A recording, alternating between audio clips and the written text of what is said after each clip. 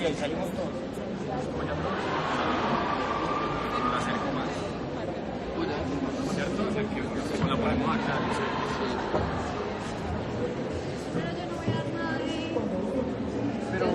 Pero el libro muy actual, ¿no? No es de esta edición. Pues si quieres recomendar la Biblia o el Conde de Montecristo, bienvenido. A ver, ahí está bien. ¿Sí? ¿Ven bien? ¿Ven bien? ¿Buen enfoque? ¿Los ven a todos? Sí, listo. O acá más cerquita. No, ahí sale, ahí no queda Sebastián, acá. Ahí está perfecto. Listo.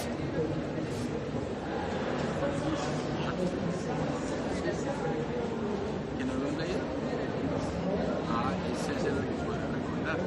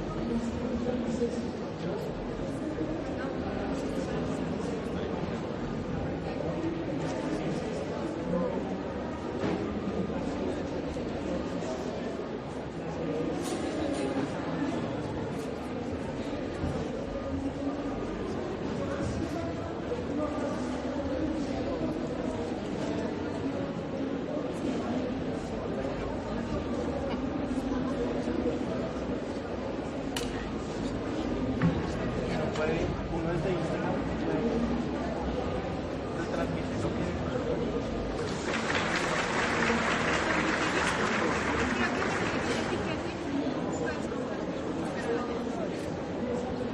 El problema de Instagram es que no se guarda, entonces debería ser mejor por Facebook.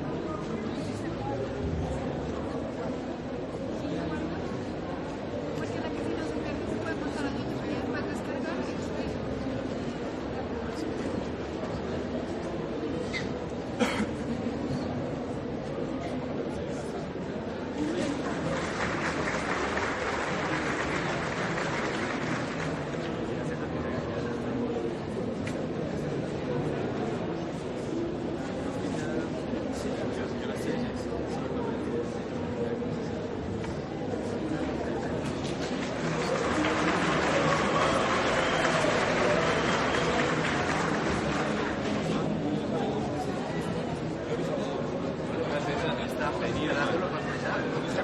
Qué bueno que está esta situación.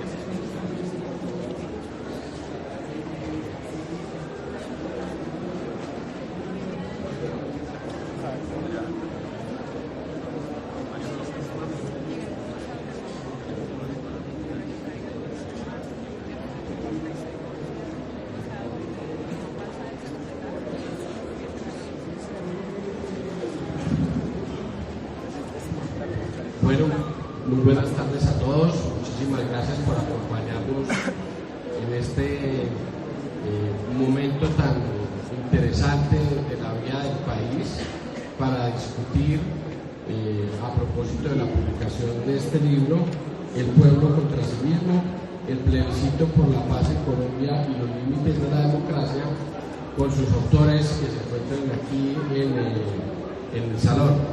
Entonces, antes de iniciar la conversación, quisiera darle la palabra a cada uno para que se presente y nos cuente un poco qué están haciendo. Si quieren, empezamos contigo. Buenos días a todos, mi nombre es María Paula Rojas, soy politóloga, actualmente soy jefa de prensa en el Congreso de la República, pero al momento de realizar este texto trabajaba en la firma Cita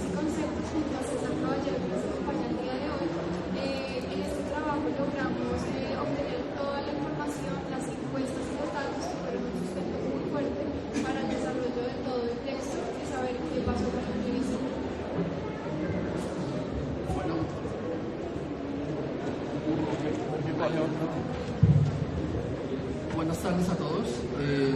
Mi nombre es Fernando Gaspar Dueñas. Yo soy filósofo de la Universidad Nacional de Colombia y en este momento estoy adelantando mi tesis de maestría en modelado matemático y simulación computacional. Mi interés es estudiar fenómenos y procesos y los sistemas sociales desde una perspectiva científica, cuantitativa y digamos relativamente rigurosa. Eso es lo que estoy ahora.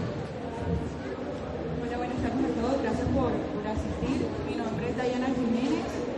Soy comunicadora social y periodista egresada de la Universidad Autónoma del Caribe de Barranquilla. Tengo una maestría en comunicación política y actualmente estoy trabajando en una campaña en el departamento del Magdalena. Hola a todos, mi nombre es Sebastián Galindo, yo soy politólogo de la Universidad de los Andes.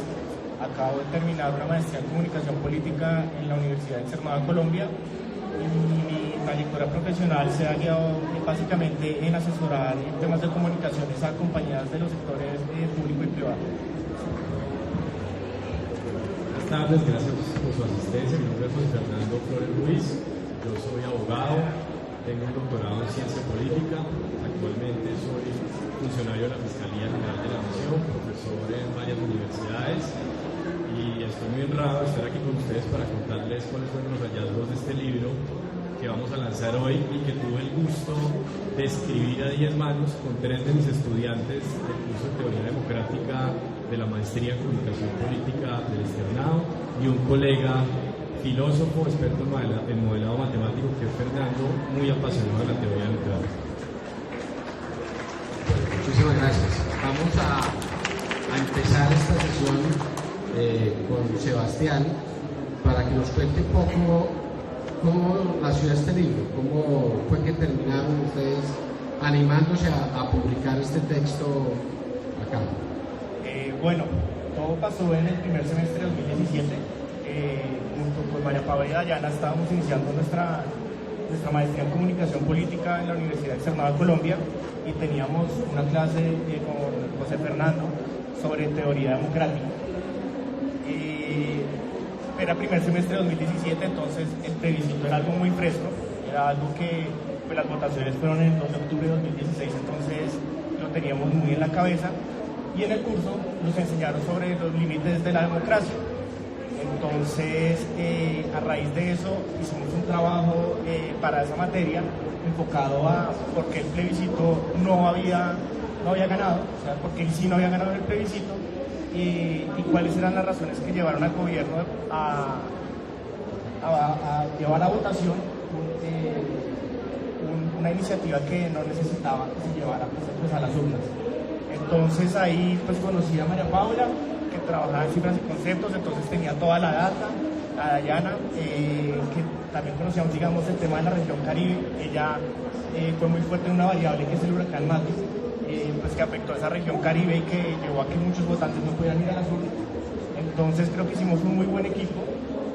Al principio creo que salieron 7 factores, pero después decantamos y quedamos en 5 factores que incidieron en que no ganara la votación en el plebiscito. Vale, perfecto. El libro se compone de 2 partes, básicamente. La primera parte es un análisis del plebiscito de 2016 y como ya lo acaba de mencionar Sebastián, cuáles fueron las razones para que obtuviéramos ese resultado que a primera vista parecía bastante sorpresivo y que de hecho pues creo que fue para muchos de nosotros un shock ese día a las 5:30 de la tarde descubrir que había triunfado o no, y eso además tuvo un efecto muy fuerte en toda la dinámica política que vivimos hoy en día.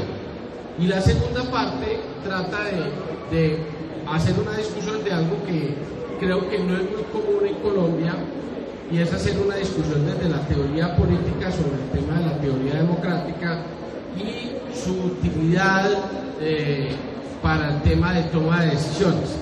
Entonces, para respetar un poco el orden del libro, vamos a dividir nuestra charla también en estas 2 partes. Entonces, en la primera parte vamos a hablar del plebiscito y vamos a hablar de qué pasó, por qué si todos creíamos y las encuestas mostraban que la paz iba a ser refrendada en las urnas con una votación significativamente alta, terminó este resultado que, aunque estrecho, pues fue un veredicto democrático muy importante y es el triunfo del no.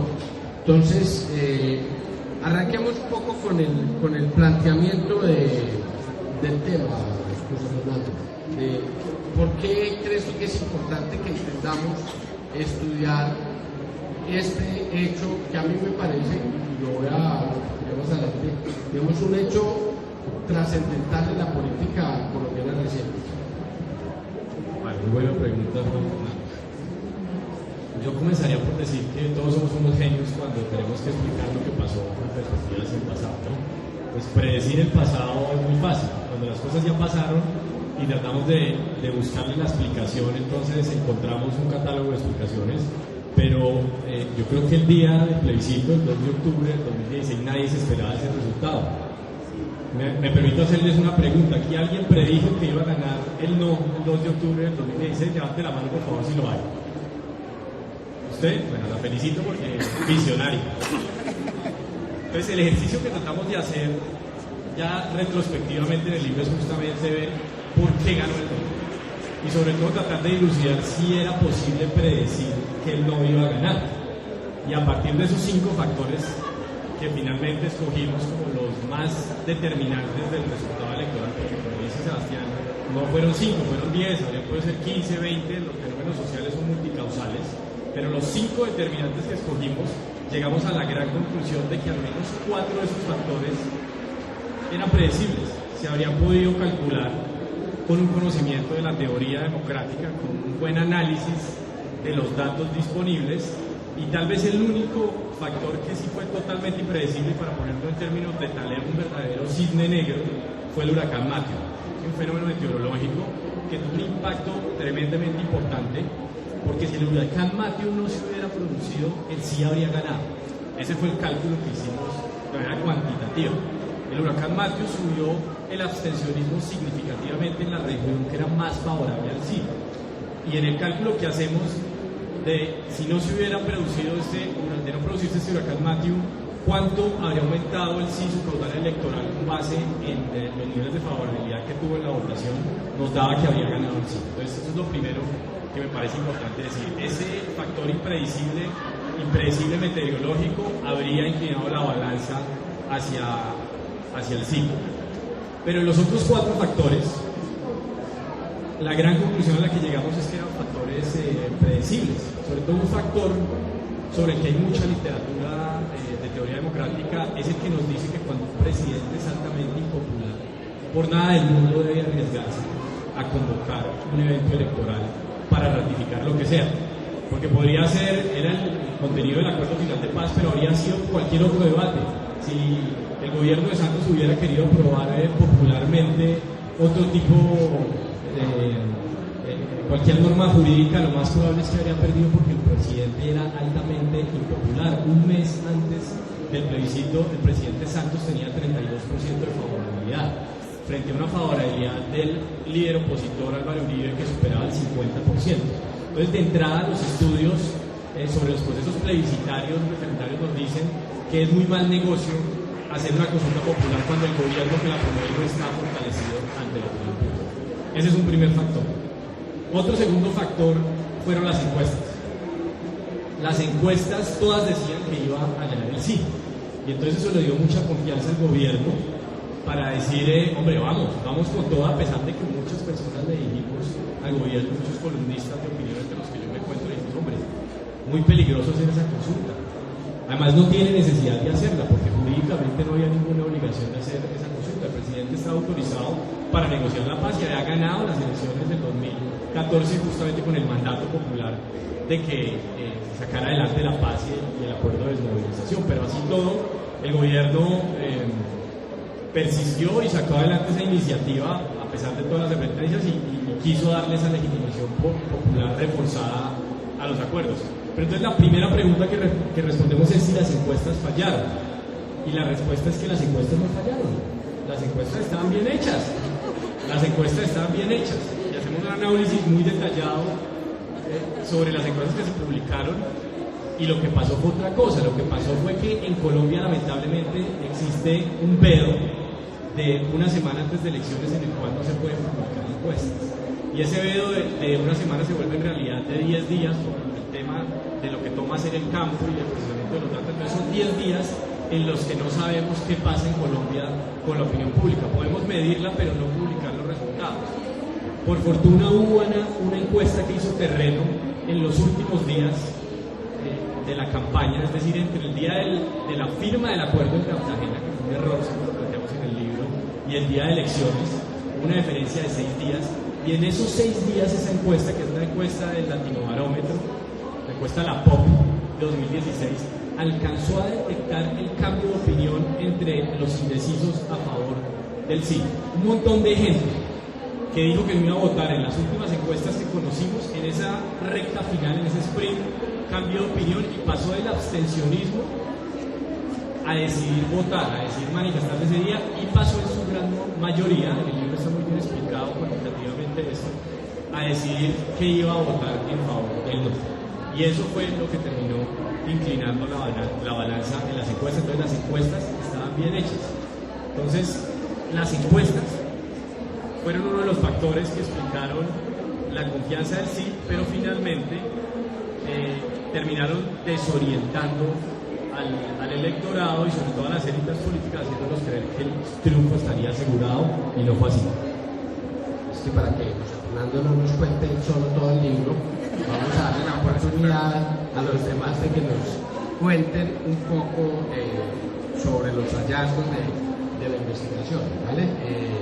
Y luego yo voy a plantear unas preguntas poco controversiales sobre este tema y sobre este análisis. Entonces, a ver, María Paula, ¿por qué no nos cuentas un poquito sobre ese tercer elemento que tiene que ver con, digamos, la exitosa campaña del no en términos de manejo emocional de la publicidad política, de la propaganda electoral?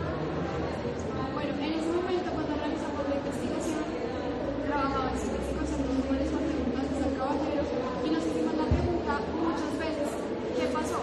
¿En qué fallamos? ¿Por qué no cumplimos el objetivo de que los políticos fueran exitosos?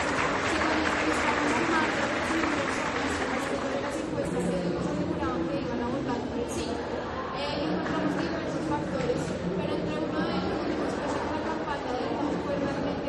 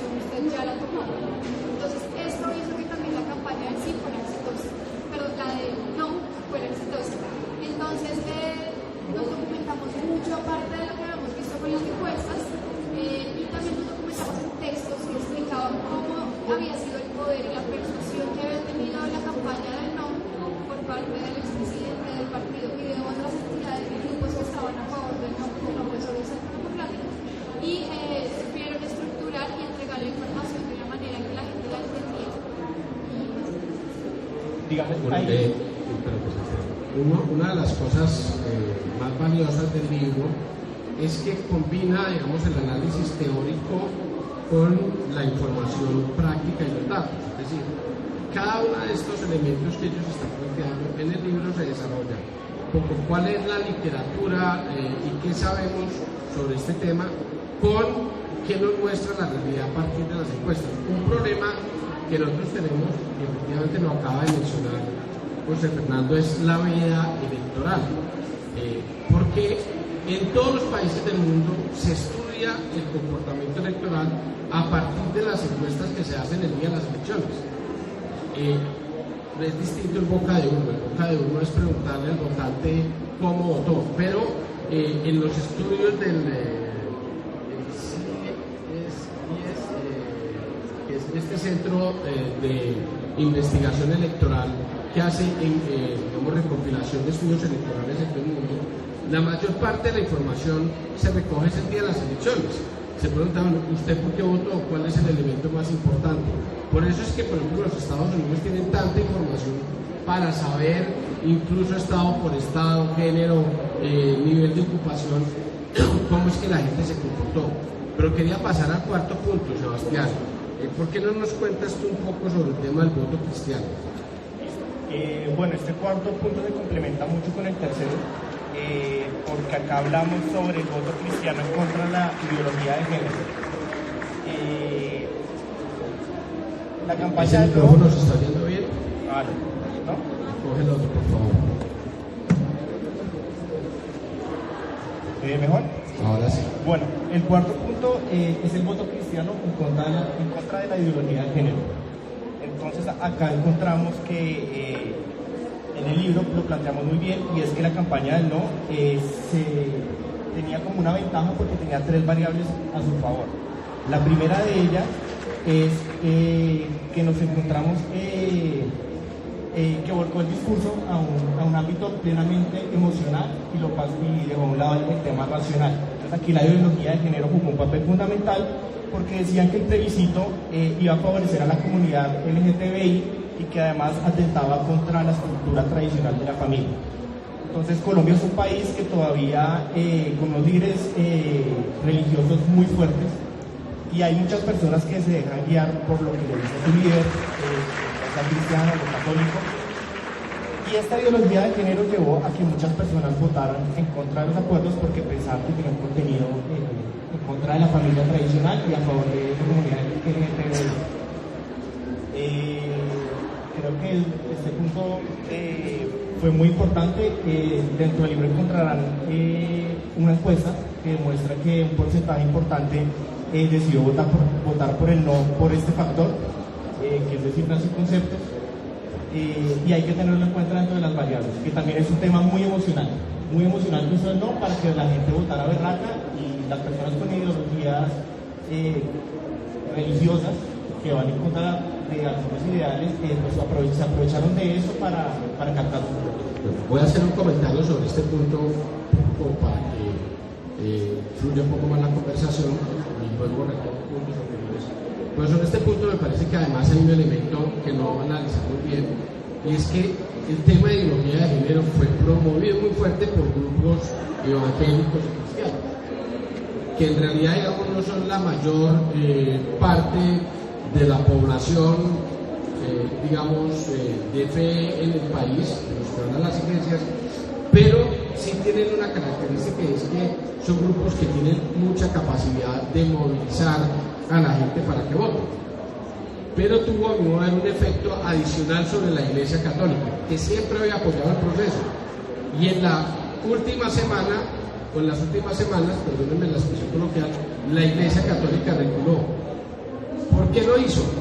Me parece a mí que ellos pensaron que si ellos avalaban el acuerdo que muchos consideraban asociado a este tema de la ideología de género, iban a terminar perdiendo un cierto capital reputacional, digamos, no se iban a dar la pena por defender, porque nadie, objetivamente, digamos, y esto está ligado con el punto anterior del tema de las mentiras y las emociones, pues realmente ahí no había nada que iba a volver homosexual a nadie en el acuerdo de paz, no iban a poner a los niños a catequizarlos, para que tuvieran prácticas sexuales anómalas o lo que fuese, pero la Iglesia Católica, a mi modo de ver, le dio miedo que los únicos que se apropiaran del discurso de la ideología de género fueran estos grupos evangélicos, y por eso, en una actitud que a mí me sorprendió mucho, al final la Iglesia Católica, que había sido un pilar de todo el proceso de negociación, a acompañar la paz, al final no apoyó. O sea, lo normal hubiera sido que las últimas semanas la Iglesia Católica hubiera dicho, bueno, en nuestros sermones vamos a decirle a la gente que hay que votar sí a la paz de Colombia, y en lugar de eso se abstuvieron totalmente. El último elemento, que es, como mencionó José Fernando, el verdadero cisne negro de todo este proceso, o sea, lo único que era absolutamente imprevisible fue el huracán Matthew. ¿Por qué no nos cuentas un poco de Bueno, yo pienso que el huracán Matthew lo subestimaron porque era un boletazo, pero ya había un antecedente que había perjudicado las elecciones presidenciales en Haití, y hasta más de 30 años que en Colombia pues no pasaba eso, que un huracán, un fenómeno natural, perjudicara unas elecciones. Entonces, en el departamento de Magdalena, La Guajira, el Atlántico y Córdoba fueron como los departamentos de la región Caribe que estuvieron más afectados por este fenómeno natural, teniendo en cuenta que el departamento de Magdalena, la gobernadora es de Cambio Radical, pues todos sabemos que la región Caribe pues, era del gobierno, o sea, la mayoría de senadores eran del gobierno de Santos, apoyaban al gobierno de Santos, y la abstención que hubo en la región Caribe, según las encuestas, fue el 76%. Quiere decir que hubo una diferencia de 6 millones de votos, que como decía ya José Fernando, que donde no hubiese pasado este fenómeno, hubiese ganado el sí. Hay un tema que me gustaría resaltar, que fue muy importante, que identificamos en el momento que se hizo el estudio en la firma encuestadores y los conceptos, y es que en el texto se identifica y es el voto vergonzante. La gente tuvo mucho miedo, la gente se prefirió callar, la gente no quiso decir realmente que iban a votar por el no, porque se tenía el miedo de que la gente le dijera, usted quiere la guerra, usted está de acuerdo con que haya violencia, con que maten gente, y esto lo identificamos y nos pasaban cosas con César cuando realizábamos las llamadas, porque directamente las hicimos nosotros. Cuando la gente nos contestaba y le decíamos, venga, usted me dijo que iba a votar por el sí, pero usted posiblemente cambió su voto, y decía sí, realmente votó por el no. Entonces cuando tú le decías, pero ¿qué pasó? ¿Por qué usted nos mintió y nos dijo que iba a votar a favor de la paz y realmente lo hizo en contra? Entonces teníamos el caso de una persona que nos decía, yo voté por el no porque no quería tener más problemas en mi casa. Cada vez que hablábamos de la paz era una pelea y era una confrontación porque mis hijos querían que yo votara de una manera cuando yo no estoy de acuerdo. Entonces nos dimos cuenta que el voto vergonzante, el voto oculto, la gente lo mantuvo hasta el momento en que se sentó con su papel, entró a la urna y decidió cambiar su voto. Las encuestas no fallaron, pero la gente se mintió. Tuvimos un voto oculto y la gente prefirió guardar su percepción porque el tema de la paz fue súper controversial y todo aquel que decía que iba a votar en contra de la paz, del acuerdo de paz, era tomado como aquel que quería la guerra. Entonces este fue un factor súper importante al momento de definirlos. ¿Qué pasó con el plebiscito? Sí, pero yo añadiría algo que no está en el libro y es un tema que yo percibo como una especie de voto táctico de muchas personas, pero yo aquí quiero aclarar mi sesgo. Yo fui parte del gobierno Santos, fui viceministro del gobierno Santos, fui asesor del proceso de paz, acompañé todo esto, o sea que soy parte del equipo que metió la pata con el plebiscito, ¿sí? Entonces, y voy a contar algunas anécdotas sobre ese tema que me parece chévere para esta sesión. Pero lo primero que quiero mencionar es esto. Yo escuché en las últimas semanas que muchas personas dijeron esto. ¿Sabe qué? Yo voy a votar no porque yo sé que el sí va a ganar. Entonces yo no quiero que el sí gane apabullantemente porque me preocupa lo que viene. Entonces yo prefiero votar no porque estoy seguro que va a ganar el sí. O sea, un voto táctico sutil que llevó a ese cambio, que muy bien lo mencionó José Fernando, que no se puede detectar porque no tenemos encuestas de la última semana. Pero hubo mucha gente en esos días que dijo, bueno, si él sí va a ganar, pues yo voy a votar no para que por lo menos no gane por goleada. Y yo creo que eso influyó. Pero lo más importante, lo que quiero poner aquí al debate con José Fernando y el equipo, es esto. Yo creo que en los mecanismos de democracia directa hay un problema, y es qué es lo que la gente realmente está votando cuando va y tiene que escoger una opción binaria, sí o no. Entonces, claro, cuando uno tiene que escoger sí o no, tiene un problema muy serio, y es que no puede escoger por matices, no puede decir sí pero no tanto, o no pero más pasito, no, tiene que escoger sí o no. Y a mi modo de ver, lo que no percibimos en el electorado colombiano es que la gente, a mi modo de ver, el gobierno pensó que la gente estaba votando el fin de la guerra, pero objetivamente la guerra ya se había acabado. Llevamos más de un año, casi año y medio, de cese unilateral por parte de las FARC, y durante toda la época de la negociación, el nivel, y si uno pudiera recordar los datos, el nivel del conflicto se desescaló tremendamente. O sea, si uno mira lo que era la confrontación armada antes del inicio de las negociaciones y su evolución, pues lo que ve es que efectivamente la guerra se había acabado.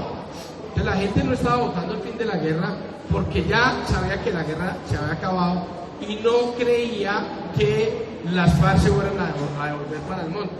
Cuando el presidente Santos trata de sacar de la manga algo que es, digamos, asustar a la gente, o que las FARC se va a devolver al monte y que se está preparando para atacar en las ciudades, pues nadie le creyó. Y nadie le creyó porque todo el mundo veía que estaban tan instalados en el nuevo escenario político de las FARC que no veían probable que se fueran a devolver para el monte. Entonces, yo creo que la gente lo que hizo, a mi modo de ver, fue un voto táctico, de decir, yo voto por el no, a ver si pueden hacer un acuerdo mejor. Y el gobierno no fue capaz de explicar cuál era el verdadero trade-off del acuerdo. El verdadero trade-off del acuerdo era, vamos a darle impunidad a las FARC a cambio de que cesen la violencia. En el libro de La Calle lo escribe muy bien. Durante todo el proceso de paz, el 70% de la gente en las encuestas decía que no estaba de acuerdo con que las FARC pudieran hacer política y que no estaba de acuerdo con que las FARC no fueran atacantes. Esos eran los temas para la gente. Entonces la pedagogía se tendría que haber hecho en explicar, usted quiere la paz, pues eso es lo que hay que hacer. Pero todo el tiempo se trató de decirle a la gente un poco, de dorarle la píldora de no, eso no va a suceder, no van a hacer política, tal. Pues claro que era para que hicieran política. Y este tema de la falta de una buena estrategia, que usted lo menciona, me parece que tiene mucho que ver con entender eso. ¿Qué es lo que la gente está votando cuando vota en un mecanismo de democracia directa? ¿Qué opinas? Sí, me parece tremendamente importante lo que acaba de plantear Juan Fernando. Justamente ese es el problema de teoría democrática que está en el corazón del plebiscito por la paz, y yo diría que de todos los mecanismos de democracia plebiscitaria y referendaria. La gente del 2 de octubre del 2016 estaba votando cualquier cosa menos el contenido de las 297 páginas del denominado acuerdo final, empezando porque nadie lo había leído. Y esa era la primera dificultad que era que superar, y es, en ningún electorado, en ningún país, en ninguna democracia real del mundo, una persona media, un ciudadano promedio, va a leer 297 páginas de un acuerdo farragoso de leer, con un contenido altamente técnico, cuyas consecuencias e implicaciones de política pública, si acaso alcanzan a entender unos expertos en economía, en derecho, en políticas públicas, etc. Entonces, evidentemente, lo que se votó el 2 de octubre no era el contenido de ese acuerdo, porque nadie lo había leído, pero tampoco era si se terminaba o no la guerra, porque como lo acabas de mencionar, la guerra de alguna manera ya se había terminado en términos empíricos, y la cifra de homicidios pues es lo que lo prueba. Entonces la pregunta es, ¿qué estaba votando la gente ese día? Eso fue lo que el gobierno no entendió, eso fue lo que la mayoría de analistas no entendieron, y eso fue lo que mucha gente tampoco entendió, porque el gesto de votar suele ser muy emocional y muy irracional. ¿Yo cómo respondería a esta pregunta? La gente, y lo decimos en un libro, la gente lo que realmente estaba votando ese día y la gente lo que realmente sigue opinando y votando en este momento, según un artículo que leí hoy en Semana, que les recomiendo leer, un análisis de la polarización actual que padece el país. La gente lo que estaba votando ese día era a favor de Uribe o en contra de Santos. A favor de Uribe y en contra de Santos, o a favor de Santos y en contra de Uribe. Era un encuentro electoral sobre quién apoyaba lo que representaba Uribe y quién apoyaba lo que representaba Santos en ese momento. Entre otras cosas, el contenido de lo que cada uno representa va cambiando en el tiempo, pero se vuelve irrelevante. El análisis del que les hablo, que salió en Semana, muestra que el contenido de lo que significaba el uribismo hacia 2006 era justamente la desmovilización de las FARC y las perspectivas de un acuerdo de paz. Pero en el momento en que Santos llegó al poder y se divorció de Uribe, el contenido de lo que empezó a representar el uribismo se volvió exactamente lo contrario, y era guerra absoluta y lucha contra cualquier eventual acuerdo de paz, que es lo que en este momento sigue representando el uribismo en Colombia. Entonces la polarización se generó en torno a los personalismos políticos, y es lo que sigue determinando el actual escenario electoral. En este momento lo que tiene dividida a Colombia no es la izquierda y la derecha, es el uribismo representado en el actual presidente y el antiuribismo, que ya no está representado en el expresidente Santos, que hizo una especie de retirada del campo político. Y la pregunta es quién está representando el antiuribismo en este momento en Colombia, y todo indica que lo está haciendo Gustavo Petro. Entonces, efectivamente, Juan Fernando, me parece muy importante lo que mencionas. El debate no era ni sobre la guerra ni sobre el contenido de los acuerdos, sino sobre el apoyo a dos líderes políticos en ese momento. Sí, pero yo creo que hay un elemento más allá de la confrontación Uribe Santos. Creo que usted lo menciona muy bien. Santos era un presidente impopular. Pues, un tipo impopular, ¿para qué se somete a eso? Y mi respuesta es: nunca subestimen el ego del equipo político. ¿Sí? Él lo hizo en parte para reivindicarse, o sea, justamente para mostrar que él tenía la razón, pese a que la gente lo estuviera castigando, porque si no hubiera ganado el plebiscito, su imagen negativa hubiera crecido, hubiera decrecido y su imagen positiva hubiera crecido, como sucedió cuando se ganó el Premio Nobel de Paz, por ejemplo. Pero a mí me parece que el punto que no logramos entender realmente fue el punto de impunidad. Realmente yo creo que la gente votó ese día, no era acabar la guerra, sino qué tanta impunidad le vamos a dar a la FARC. ¿Le vamos a dar la impunidad que está en el acuerdo o queremos ver si podemos darle menos impunidad? Y yo creo que la gente, en una perspectiva histórica, la gente lo que votó fue: oiga, vamos a ver si somos capaces de darle menos impunidad a las FARC. Y obviamente las FARC pues tenían un problema, es que de un lado usted tenía a Uribe, popular, tal, lo muestro en el acuerdo, pero del otro lado usted tenía a Santos, popular por hacer la paz, pero hacer la paz con la organización más impopular de la historia reciente de Colombia, que eran las FARC, que tenía el 3% en las encuestas. Entonces, en ese escenario pues era muy difícil pensar que la gente iba a aceptar cualquier cosa, especialmente porque a mi modo de ver hubo una gran falla, y ustedes lo mencionan. La campaña en sí fue una no campaña, fue una campaña basada en: no, la gente quiere la paz y va a votar por el sí. No hubo ninguna estrategia seria para hacer eso. Y yo les cuento, yo estuve en La Habana en el año 2013 de asesor del punto 2, y en ese momento con el equipo de asesores planteamos la necesidad de hacer una estrategia pedagógica para que la gente entendiera no el contenido de los acuerdos, porque como tú lo mencionas muy bien, José Fernando, nadie se va a leer 293 páginas para ver si al final vota sí o no.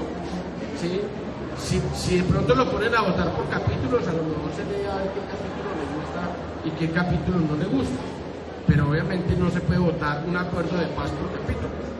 Entonces, la gente votó en su conjunto por esto, y en el año 2013 nosotros le dimos al gobierno: hay que hacer una pedagogía para que la gente entienda por qué estamos haciendo concesiones con tipos que llevamos 2 décadas diciendo que son unos terroristas, criminales, asesinos, narcotraficantes. Si llevamos 2 décadas diciéndole eso a la gente, a cuento de que le vamos a dar estas ventajas. Entonces, eso fue lo que se falló en explicar. Y la respuesta de una parte del equipo negociador, esto es una confidencia, en el 2013 fue la siguiente. ¿Ustedes están seguros de que vamos a firmar el acuerdo? Porque si nos ponemos a hacer pedagogía y no firmamos el acuerdo, ¿cómo quedamos? Que luego hay que volver a la guerra con esta gente y hay que volver a tratarla de terrorista, delincuente, asesino, etc. Entonces, ese dilema, que es el dilema que se presenta en una negociación, yo estoy en medio de la negociación, no le puedo decir a la gente, todo va a salir bien, porque si la negociación se quiebra, al otro día tengo que volver al discurso de la guerra, ¿no? Entonces yo creo que ahí hubo un problema. ¿Ustedes cómo perciben el tema de la campaña del gobierno? ¿Ustedes creen que realmente hubo campaña o no? Porque yo sí creo que hubo una campaña muy buena por parte del no y que apeló a las emociones. Pero, ¿qué opinan ustedes de la campaña del gobierno? ¿Qué vieron ustedes de la campaña del gobierno? Bueno, yo lo que creo es que justamente se perdió en el ámbito de los, digamos, de cuál es el escalafón que, digamos, cobran de las personas. Me explico. Hay gente... A ver, ¿me escucha mejor? Me explico. Justamente uno tiene la... digamos, había un electorado, los que estaban dispuestos a votar a favor del cierre de los acuerdos, que le daban prioridad a las consecuencias morales, digamos, y estratégicas de firmar el acuerdo, ¿no? Digamos, lo que las consecuencias de la paz, digamos. Mientras que había otro electorado que justamente le daba era prevalencia al valor moral de la justicia, digamos, retributiva, de la justicia penal, ¿sí? La de castigar a los delincuentes, a los que cometieron crímenes. Entonces yo creo que ahí esa batalla era bien difícil de ganar, a mi juicio, porque claramente el pueblo colombiano, la gran mayoría de la gente siente un rechazo enorme hacia las FARC. De hecho, mucha gente que votó sí, y pues, me cuento yo también siento un rechazo profundo por las FARC, pero prefería darle valor, más peso, digamos, a las consecuencias morales de firmar la paz que a la justicia retributiva, a la justicia, digamos, penal. Entonces, pero mucha gente no lo vio así, justamente, y es entendible, para mí es entendible que mucha gente, digamos, le diera también mucho peso y mucha prevalencia a la noción de que había que castigar a los criminales. Entonces es difícil ponderar, digamos, los valores morales es difícil ponderarlos, hay conflictos morales realmente, y eso es una prueba de plebiscito, digamos, y esta situación en la que nos encontramos con el plebiscito es una muestra de eso, una muy buena muestra de eso. Y yo siento que la batalla estaba perdida también desde hace mucho tiempo atrás, justamente por el tema de la mala imagen y el rechazo, digamos, moral que provocaba las FARC entre la gente. La pregunta es, al final del día, ¿por qué el gobierno se empecinó en eso, no? ¿Por qué el gobierno consideró tan importante? Mi teoría es un poco, había esta idea de que era el momento de ganarle a Uribe, de mostrarle a Uribe que las mayorías estaban con la paz y no con él, y eso es lo que hace que eso se continúe polarizando como tú señalas. Pero además yo pienso que sea un elemento estratégico, y eso luego como parte del equipo de profesores. Si queríamos impulsar las reformas que estaban incluidas en el acuerdo de paz, necesitábamos un apoyo popular fuerte. ¿O ustedes creen que aquí el tema de la reforma rural integral que está en el punto 1 se podía hacer sin apoyo político? ¿O las reformas políticas que están en el punto 2 se pueden hacer sin apoyo político?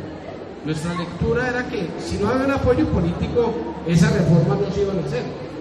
Y tal es así que al haber perdido el plebiscito, la consecuencia es que esas reformas no se han hecho. Porque obviamente, si uno quiere hacer reformas, lo que tiene que tener detrás es respaldo político y capital político para hacerlo. Vamos a pasar a la última parte del libro, a la última parte del texto, que es la reflexión a partir de un mecanismo de democracia directa sobre la democracia, sobre lo que la democracia, digamos, puede dar y el alcance y los límites de un mecanismo democrático. Le doy la palabra a José Fernando para que un poco englobe lo que se plantea allí sobre este tema. Voy a ser muy breve para pasarle la palabra al colega Fernando. Junto con él escribimos la segunda parte del libro y él es el gran experto en el tema de cuáles son las capacidades de la democracia. Pero lo que quisiera decir muy rápidamente es lo siguiente. La democracia es como los embriones de pato, como el noni. Lo que quiero decir es que nos la han sobrevendido los últimos 2 siglos diciéndonos que sirve para un montón de vainas que en realidad no sirven. La democracia, la gente cree que nos hará más libres, que nos hará iguales, que sirve para elegir buenos gobernantes, que sirve para tomar buenas decisiones de política pública, que sirve para materializar el gobierno del pueblo. Todas estas cosas que nos dice el mito democrático, cuando nos sometemos al análisis empírico de la teoría democrática, nos damos cuenta de que la democracia no sirve para nada de eso que yo les acabo de mencionar. Entonces la pregunta que nos hicimos en el libro es entonces, ¿para qué sirve la democracia? ¿Se elige malos gobernantes? ¿Si nos lleva malas decisiones, etcétera, etcétera? ¿Es como el noni la democracia? ¿No sirve para nada? Nos dicen que sirve para todo, pero no sirve para nada, o para algo sirve la democracia. La respuesta la articulamos desde la teoría de la paz democrática, y es que la democracia sirve para algo importantísimo, y es para que decidamos de manera pacífica, sin matarnos. Yo me hacía la pregunta de qué habría pasado en Colombia con los niveles de polarización que teníamos en la época del plebiscito de no existir la democracia. Los del sí no podíamos ver a los del no y viceversa. Eso habría terminado en guerra civil. Y justamente antes de que existiera la democracia y de que se normalizara como el sistema político más prestigioso y más importante en el mundo, las guerras civiles eran mucho más numerosas. La gran virtud de la democracia, ese es el mensaje de la segunda parte del libro, es que aunque la democracia no nos sirve para que decidamos bien, sí nos sirve para que decidamos pacíficamente, a pesar de que no podamos ponernos de acuerdo. Si no nos sirve para que elijamos buenos gobernantes, porque a veces elegimos buenos gobernantes, pero a veces elegimos gobernantes malos, al menos sirve para que la elección de ese gobernante no sea el resultado de una guerra, como ocurría antes de que la democracia llegara a su esplendor, como lo está en este momento. Bien entrado el siglo XXI, la mayoría de los países del mundo, el 68% de los países son democráticos. Y son democráticos porque a pesar de que la democracia sigue conduciendo a malas decisiones, sigue conduciendo a que se elija todo tipo de gobernantes, por lo menos se evita la guerra. Para terminar con la explicación de esta segunda parte del libro, quiero darle la palabra al colega Fernando, que fue el que escribió esta segunda parte junto conmigo, y el que hizo un análisis muy detallado del tema de la capacidad de la democracia para producir buenas o malas decisiones. Fernando, tú que eres el que domina ese tema a profundidad, ¿qué nos puedes decir sobre la democracia? Bueno, lo primero que hay que decir es que sí tenemos como ideas equivocadas acerca de qué es la democracia. Eso es lo primero. Entonces, digamos, democracia se ha vuelto un concepto que engloba muchas cosas, ¿no? Por el uso cotidiano, lo que hacemos en todo momento de democracia, engloba muchas cosas y pareciera un concepto en el que queremos echarle todo lo bueno, ¿no? O sea, con democracia, todo lo que sea bueno políticamente, entonces a eso lo llamamos democrático, eso es democracia. Y resulta que no es así. Entonces, la preocupación que tenemos es como la de demostrar que es necesario aclarar, digamos, primero conceptualmente, tener bien claros los conceptos para empezar a tener una reflexión rigurosa, una reflexión que, digamos, sea fructífera en términos de teoría democrática. ¿Qué pasa? Lo que llamamos democracia, nosotros decimos democracia como lo que en general es un régimen político, ¿no? Pero hay que distinguir entre un régimen político y las dimensiones que tiene, o facetas o aspectos de un régimen político. Lo que decimos es que la democracia es simplemente uno de esos aspectos o dimensiones o facetas de los regímenes políticos. Hay otras dimensiones. Está la dimensión liberal, que es la dimensión de que hay un Estado de derecho. Está la dimensión social, que es la dimensión de que ese Estado es un Estado de bienestar, o aquí en Colombia se le llama constitucionalmente un Estado social de derecho. Está la idea de que ese régimen político está acoplado a una economía de mercado, al capitalismo. Entonces, cada una de esas dimensiones son diferentes, y cuando a todo le llamamos democracia, pues entonces ahí vienen los problemas conceptuales y de análisis. Entonces, digamos, se entiende, digamos, y la confusión se explica en parte, porque imagínense siempre que uno se refiere al régimen político, llamarle democracia liberal, Estado social de derecho y economía de mercado. Digamos, eso es un nombre demasiado largo para referirnos al régimen político. Entonces, uno por economía del lenguaje le llama democracia, ¿sí? Pero si si uno fuera, digamos, estricto, tendría que, digamos, especificar que el régimen político es democrático, liberal, de Estado social de derecho y además capitalista. Entonces, eso es digamos, cuando empezamos a tomar y hacer esas distinciones, entonces, digamos, se nos aclaran muchas cosas. Una de las cosas una distinción fundamental es la distinción entre democracia como mecanismo para tomar decisiones y democracia como régimen político que adopta ese mecanismo. Lo que decimos es que el significado fundamental es el procedimental. Es simplemente un mecanismo para tomar decisiones por votaciones, simplemente con elecciones, y los regímenes políticos recurren a ese mecanismo para tomar ciertas decisiones, entre ellas quién accede al poder, quién va a gobernar. ¿Sí? Y esa es una principal, digamos, función, digamos, que cumple la democracia y por cual los regímenes políticos adoptan la democracia para justamente resolver el problema de quién va a asumir el poder. Bueno, vamos a hacer la última partecita y vamos a preguntarle a ellos, qué libro nos van a recomendar como parte del cierre de estas sesiones de trabajo. Yo los quiero invitar a que lean este libro. No tenemos tiempo para desarrollar una crítica de la parte de teoría democrática. Yo solamente quisiera decir, una cosa son las elecciones y otra es la democracia. Creo que los autores caen, digamos, en la trampa de lo que están criticando, y es asumir eso, pero no tenemos tiempo para desarrollar. Yo voy a recomendar un libro que posiblemente no se consigue en Colombia, pero que a los que creemos en la democracia creo que nos va a ser muy útil, que se llama Contra las elecciones, cómo salvar la democracia, de David von Reybrouck. Por alguna razón que no conozco, no lo han importado a Colombia, pero ese sería el libro que recomendaría para que ustedes lean, para complementar un poco la discusión que plantea este texto. Sebastián, ¿qué libro recomendarías? Bueno, yo recomiendo un libro que lo leí cuando estudiaba Ciencia Política en la Universidad de los Andes, y es sobre historia de Colombia. Se llama Colombia, una nación a pesar de sí misma. Es escrito por David Bushnell y hace un recuento pues, de la historia nacional desde los indígenas hasta básicamente el primer gobierno de Álvaro Uribe. Es muy bueno, muy completo. Bueno, yo recomiendo un libro que me gusta mucho, que siempre que lo leo es como si fuera la primera vez, que es Noticias de un secuestro de nuestro Nobel, de García Márquez, porque es un libro que nos contextualiza a nosotros y nos habla de la historia del país. Bueno, yo recomendaría cualquier cosa de un autor que se llama Nassim Nicolás Taleb, y en particular recomendaría El Cisne Negro o lo último, Skin in the Game, La piel en un juego. Eso será lo que yo recomendaría. Bueno, principalmente yo les recomendaría leer El pueblo contra sí mismo. Les recomiendo que lo lean, lo compren. Y adicional, les recomiendo a Augusto Reyes, Sin consejos de poder, que entre más y en tiempos de campaña es de los mejores libros y nos van a dar unos tips para cómo construir una campaña exitosa, teniendo en cuenta el campo digital y las nuevas dinámicas de hacer campañas en las que nos encontramos.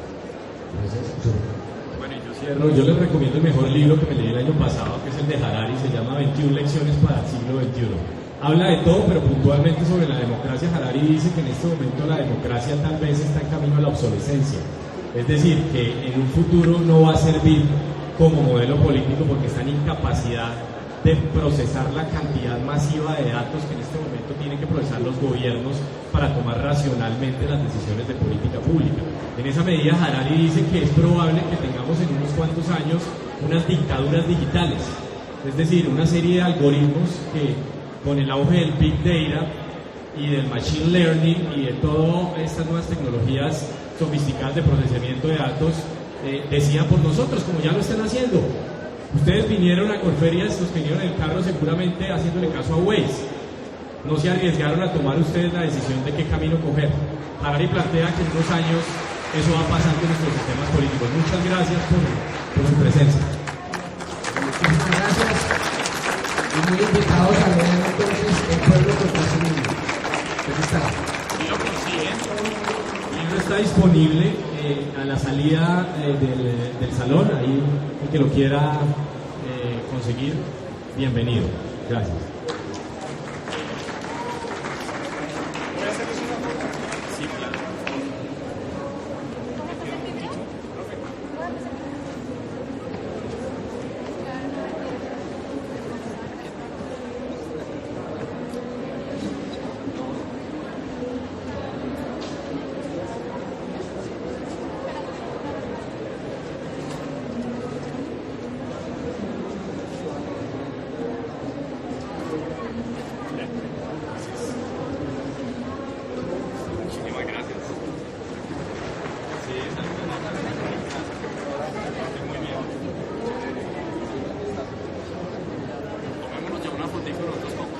para que quede bonita, la quedamos. Sí, sí.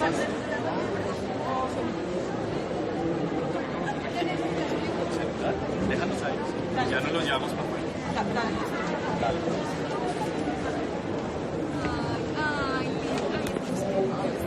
¿Cómo estás? Claro que sí, por supuesto. Dame un segundo, cierro aquí.